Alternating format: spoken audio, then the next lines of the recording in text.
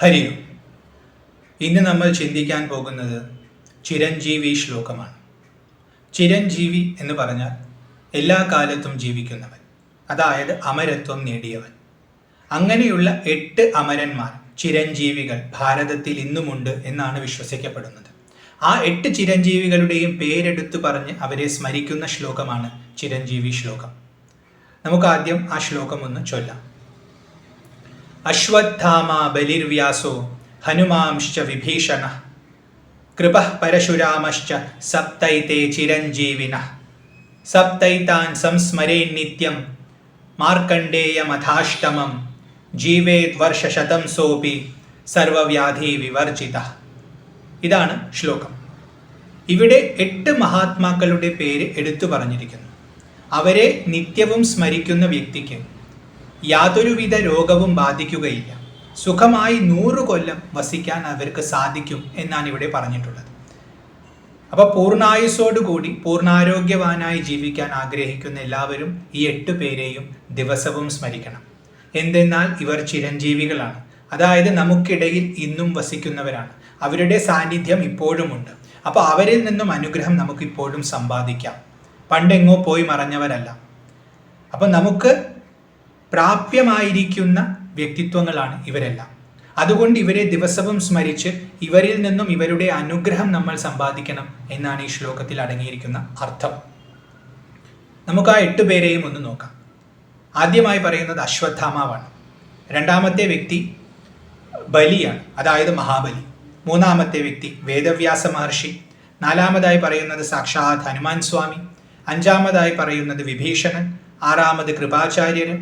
ഏഴാമത് ഭഗവാൻ പരശുരാമൻ. എട്ടാമതായി പറയുന്നത് മാർക്കണ്ഡേയ മുനി.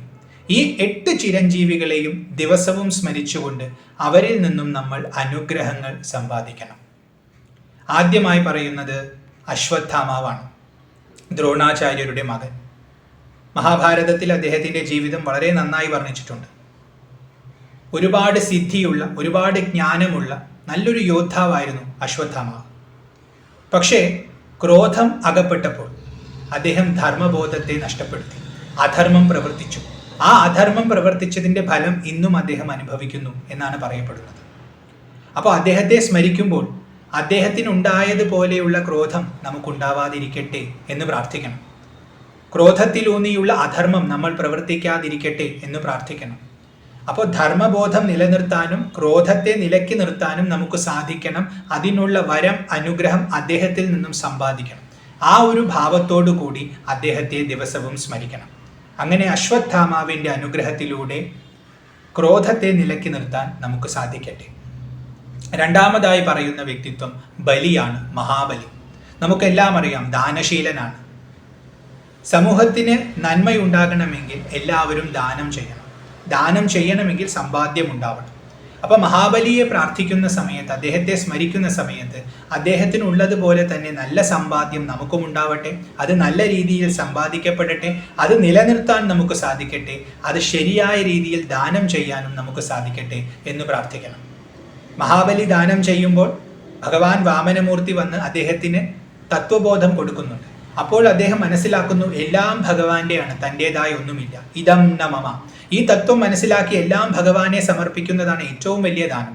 ആ ദാനം, അതായത് ഭഗവാന്റെ ആണ് സർവം എന്ന് മനസ്സിലാക്കി ജീവിക്കാനുള്ള ഭാഗ്യം, നല്ല സമ്പാദിക്കാനും ആ സമ്പാദിച്ചത് നല്ല രീതിയിൽ ചെലവാക്കാനും ദാനം കൊടുക്കാനും നമുക്ക് സാധിക്കട്ടെ എന്ന് മഹാബലിയോട് പ്രാർത്ഥിച്ച് ആ അനുഗ്രഹം അദ്ദേഹത്തിൽ നിന്നും സമ്പാദിക്കണം. മൂന്നാമതായി പറയുന്നത് വേദവ്യാസരാണ്. എല്ലാ ശാസ്ത്രങ്ങളും നമുക്ക് അദ്ദേഹത്തിൻ്റെ കൃപ കൊണ്ടാണ് ലഭിച്ചിട്ടുള്ളത്. അപ്പോൾ ശാസ്ത്രം നന്നായി പഠിക്കണമെങ്കിൽ അദ്ദേഹത്തിൻ്റെ അനുഗ്രഹം ഉണ്ടാവണം.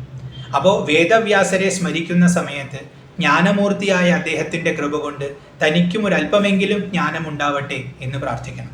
അങ്ങനെ ശാസ്ത്രാവബോധം വളർത്തിയെടുക്കണം. ഇതിനാണ് വേദവ്യാസരുടെ സ്മരണ. നാലാമതായി പറയുന്നത് സാക്ഷാത് ഹനുമാൻ സ്വാമി, ആ ആഞ്ജനേയ മുനി. അദ്ദേഹം ഒരു തപസ്വിയാണ്, മഹാഭക്തനാണ്, ഭക്തിയുടെ മൂർത്തിമത് ഭാവമാണ്. അദ്ദേഹത്തെ സ്മരിക്കുന്ന സമയത്ത് അദ്ദേഹത്തിനുണ്ടായിരുന്ന ഭക്തിയുടെ ഒരു അല്പമെങ്കിലും നമുക്കുണ്ടാവണേ എന്ന് പ്രാർത്ഥിക്കണം.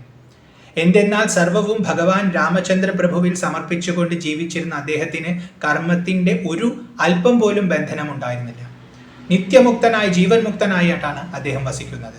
അപ്പൊ അദ്ദേഹത്തെ പോലെ നിത്യമുക്തത നമുക്കും ഉണ്ടാവട്ടെ എന്ന് പ്രാർത്ഥിച്ചുകൊണ്ട് ഭഗവാനിൽ സമർപ്പിച്ചുകൊണ്ട് ജീവിക്കാം. ഭക്തിയുടെയും ശക്തിയുടെയും മൂർത്തിമത് ഭാവമായ ഹനുമാൻ സ്വാമിയുടെ അനുഗ്രഹം നമുക്ക് സമ്പാദിക്കാൻ സാധിക്കട്ടെ. അഞ്ചാമതായി പറയുന്നത് വിഭീഷണനാണ്. വിഭീഷണൻ ധർമ്മമൂർത്തിയാണ്. അദ്ദേഹത്തിൻ്റെ ധർമ്മബോധം വളരെ വ്യക്തമായി രാമായണത്തിൽ വരച്ചു കാട്ടിയിട്ടുണ്ട്. രാവണന്റെ സഹോദരനാണ്. തൻ്റെ ജ്യേഷ്ഠൻ തെറ്റായ വഴിയിലൂടെയാണ് സഞ്ചരിക്കുന്നതെന്ന് മനസ്സിലാക്കിയപ്പോൾ ഒട്ടും ഭയമില്ലാതെ ആ ജ്യേഷ്ഠനെ തിരുത്താൻ ശ്രമിച്ച വ്യക്തിത്വമാണ് അദ്ദേഹം.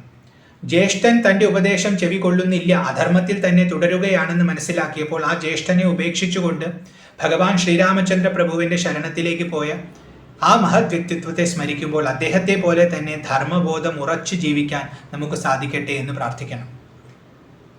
പലപ്പോഴും ധർമ്മത്തിൽ ജീവിക്കുമ്പോൾ സംഘർഷങ്ങൾ ഉണ്ടാവും. അത് നേരിടാനുള്ള ശക്തി അദ്ദേഹം നമുക്ക് പ്രദാനം ചെയ്യും. അതുകൊണ്ട് വിഭീഷണനെയും നമ്മൾ സ്മരിക്കണം. ആറാമതായി പറയുന്നത് കൃപാചാര്യരാണ്. അദ്ദേഹം ആചാര്യരാണ്. ദ്രോണാചാര്യരൊക്കെ വരുന്നതിന് മുമ്പ് പാണ്ഡവരെയും കൗരവരെയും ഒക്കെ പഠിപ്പിച്ചിട്ടുള്ള വ്യക്തിയാണ്. അപ്പം നമ്മൾ സമ്പാദിക്കുന്ന അറിവ് പൂഴ്ത്തി വയ്ക്കാനുള്ളതല്ല, അത് മറ്റുള്ളവർക്ക് വാരി വിതരാനുള്ളതാണ്. എല്ലാവർക്കും അറിവ് ലഭിക്കണം. അതിനുള്ള പ്രാപ്തി, അതായത് എല്ലാവർക്കും നമുക്ക് സ്വയം അറിഞ്ഞിട്ടുള്ള കാര്യങ്ങൾ മറ്റുള്ളവർക്ക് പറഞ്ഞു കൊടുക്കാനുള്ള പ്രാപ്തി കൃപാചാര്യരിൽ നിന്നും നമ്മൾ സമ്പാദിക്കണം. അപ്പോൾ അദ്ദേഹത്തെ സ്മരിക്കുമ്പോൾ ഈ അനുഗ്രഹം, അതായത് അറിവ് പ്രദാനം ചെയ്യാനുള്ള കഴിവ് നമുക്കുണ്ടാവട്ടെ എന്ന് പ്രാർത്ഥിക്കണം. അത് അർഹമായ വ്യക്തിത്വങ്ങൾക്ക് കിട്ടട്ടെ എന്നും പ്രാർത്ഥിക്കണം. ഏഴാമതായി പറയുന്നത് ഭഗവാൻ പരശുരാമനെയാണ്. ഭഗവാന്റെ അവതാരമാണ്. അദ്ദേഹം ധർമ്മത്തിനു വേണ്ടി പൊരുതിയ വ്യക്തിയാണ്. അധർമ്മം വർദ്ധിക്കുന്നുവെന്ന് മനസ്സിലാക്കിയപ്പോൾ ധർമ്മരോഷമുണ്ടായി അദ്ദേഹത്തിന്. ദേഷ്യം അശ്വത്ഥാമാവിനുണ്ടായ സമയത്ത് അത് അദ്ദേഹത്തെ കീഴ്പ്പെടുത്തി. പക്ഷെ പരശുരാമൻ ആ ദേഷ്യത്തെ കീഴ്പ്പെടുത്തിക്കൊണ്ട് ആ ദേഷ്യത്തെ ഉപയോഗിച്ചിട്ട് ധർമ്മം ചെയ്യുകയാണ് ചെയ്തത്. അപ്പോൾ പരശുരാമന്റെ ആ ധർമ്മരോഷം, അതായത് ധർമ്മത്തെ നിലനിർത്താൻ വേണ്ടുന്ന ആ ഭാവം, ആ ശക്തി നമുക്കുണ്ടാവട്ടെ എന്ന് പ്രാർത്ഥിക്കണം. കാരണം അധർമ്മം വളരുന്ന സമയത്ത് നമ്മൾ പ്രതികരിക്കാതിരുന്നാൽ സമൂഹം നശിച്ചു പോകും. അപ്പോൾ അധർമ്മം വളരുമ്പോൾ പ്രതികരിക്കാനുള്ള ശേഷി, ആ ശക്തി പരശുരാമൻ നമുക്ക് നൽകട്ടെ എന്ന് പ്രാർത്ഥിച്ചുകൊണ്ട് അദ്ദേഹത്തെ ദിവസവും സ്മരിക്കണം. അങ്ങനെ ഭഗവാൻ പരശുരാമന്റെ ഉപാസനയിലൂടെ നല്ല ബലമാർജിച്ചുകൊണ്ട് ധീരനായി ജീവിക്കാൻ നമുക്കും സാധിക്കട്ടെ. എട്ടാമതായി പറയുന്നത് മാർക്കണ്ഡേയനാണ്. മാർക്കണ്ഡേയ മുനി 16 വയസ്സുള്ള ബാലനാണ് അദ്ദേഹം. അദ്ദേഹത്തിന് 16 വയസ്സ് വരെ ആയുസ്സുള്ളൂ എന്ന് പറഞ്ഞപ്പോൾ ശിവലിംഗത്തെ ചെന്ന് കെട്ടിപ്പിടിച്ച് ഭഗവാനെ പൂർണ്ണമായി ശരണം പ്രാപിച്ചപ്പോൾ യമദേവന് പോലും അദ്ദേഹത്തിനെ കൊണ്ടുപോകാൻ പറ്റിയില്ല. അങ്ങനെ ഭഗവാന്റെ കൃപ കൊണ്ട് 16 വയസ്സായ കുട്ടിയായി ഇന്നും ജീവിക്കുന്നു. ആ മാർക്കണ്ഡേയ മുനിയിൽ നിന്നും ശരണാഗതിയാണ് നമ്മൾ പഠിക്കേണ്ടത്. എല്ലാം ഭഗവാനിൽ സമർപ്പിച്ചുകൊണ്ട് നിർഭയനായി ജീവിക്കാൻ നമുക്ക് സാധിക്കണം. ഭഗവാൻ നോക്കുമെല്ലാം, എല്ലാം നിയന്ത്രിക്കുന്ന ഈശനാണ് ഭഗവാൻ. ഇത് മനസ്സിലാക്കിക്കൊണ്ട് തന്നെ പൂർണ്ണമായി ഭഗവാനിൽ സമർപ്പിച്ച് ഭഗവാന്റെ ശരണമടയുന്ന അവസ്ഥയാണ് മാർക്കണ്ഡേയ മുനിയിൽ നിന്നും നമ്മൾ പ്രാർത്ഥിക്കേണ്ടത്. അങ്ങനെ അദ്ദേഹത്തെ സ്മരിച്ചുകൊണ്ട് ആ ശരണാഗതിയും നമ്മൾ സമ്പാദിക്കണം. ഇങ്ങനെ 8 ചിരഞ്ജീവികൾ നമുക്കിടയിൽ വസിക്കുന്ന മഹാത്മാക്കളെ ഓർത്തുകൊണ്ട്, അവരുടെ പേര് സ്മരിച്ചുകൊണ്ട്, അവരുടെ മഹിമയെ സ്മരിച്ചുകൊണ്ട്, അവരിൽ നിന്നും ചില ഗുണങ്ങൾ ഇങ്ങനെ സമ്പാദിച്ച് നമ്മുടെ ജീവിതത്തെ ധന്യമാക്കി തീർക്കണം എന്നാണ് ഇവിടെ പറയുന്നത്. അപ്പോൾ ഈ 8 പേരെയും നമുക്കൊന്നും കൂടി ഓർക്കാം. അശ്വത്ഥാമാവ്,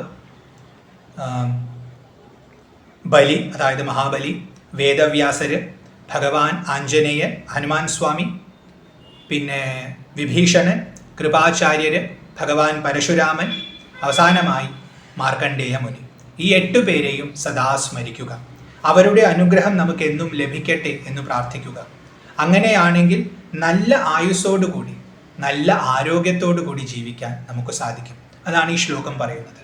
അപ്പോൾ അതിനായുള്ള അവസരം ഭഗവാൻ നമുക്ക് ഓരോരുത്തർക്കും നൽകട്ടെ എന്ന് പ്രാർത്ഥിക്കുന്നു. ഹരിയോ.